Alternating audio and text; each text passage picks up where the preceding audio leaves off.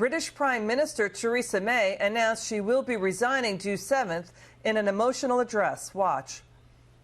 It is and will always remain a matter of deep regret to me that I have not been able to deliver Brexit. Such a consensus can only be reached if those on all sides of the debate are willing to compromise.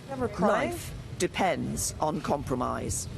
Joining me now is Fox News contributor and Mr. Brexit himself, Nigel Farage. Thanks for joining us, Nigel. Hello there. Your thoughts on Theresa May's address this morning? She started crying at the end. Well, on a human level, obviously it was a very difficult thing to watch, painful, but politically she misread the mood of the country, she misread the mood of her own party.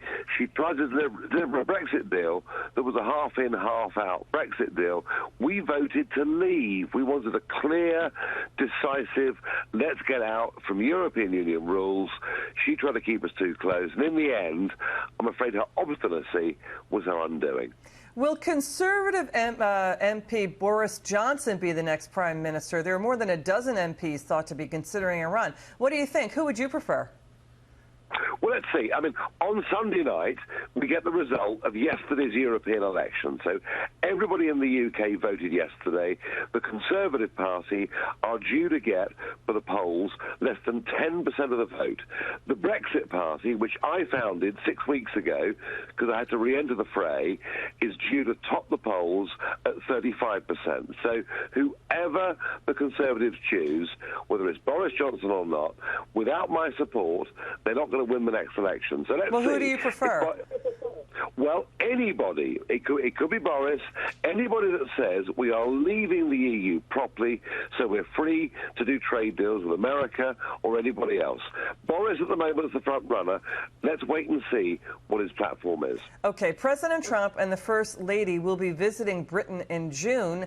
Now, are you planning on meeting with them? Because there's lots of talk that the president wants you to attend the state banquet in his honor. Well, it's a difficult question because this invitation comes from the Queen. You know, this is an official state visit. The President Trump's coming on. So if the President would like me to come, that's great. But I'm not going to push it too hard because I would never, ever want to do anything that insulted the Queen. But let's be clear. I know President Trump well. He's a friend of mine. He wants Brexit so that we can get away from, you know, the unelected European Commission and get Britain and America back closer again. So, yep, I hope to see him. Yeah, do trade deals just like Norway does with 150 other countries. I mean, well, that's absolutely. sort of the model. I mean, but, you know, there's been a lot of pushback about the president's visit. How will the British people react to the president and the First Lady's trip there? Well, there's a lot of anti-Trump media, but the truth of it is Trump's reputation in the UK is much more popular than it was when he last came to our country. And I think, to be honest with you, he's coming above all to commemorate the 75th anniversary of D-Day, the day on which America and the UK and Canada, between them, liberated Europe, defeated Nazism, brought democracy back, and I think Trump is in for a very good visit. You know, here's the thing. British people in private have said that they appreciate a strong leader like President Trump, whether you disagree or agree with his policies. They appreciate that he loves his country. What is your take on that? Absolutely. And I think, you know, we've had Mrs. May with a series of promises. She never delivered. Donald Trump, like him or not, was elected. And as he said the other week, he's kept more promises than he actually made. Trump is a true Democrat.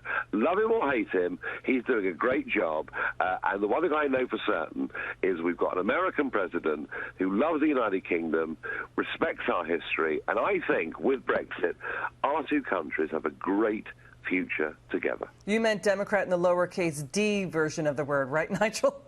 He believes in democracy. That's right. He doesn't believe in socialism. Absolutely. Nigel Farage, you're terrific. Come back soon, Mr. Brexit himself, Nigel Farage.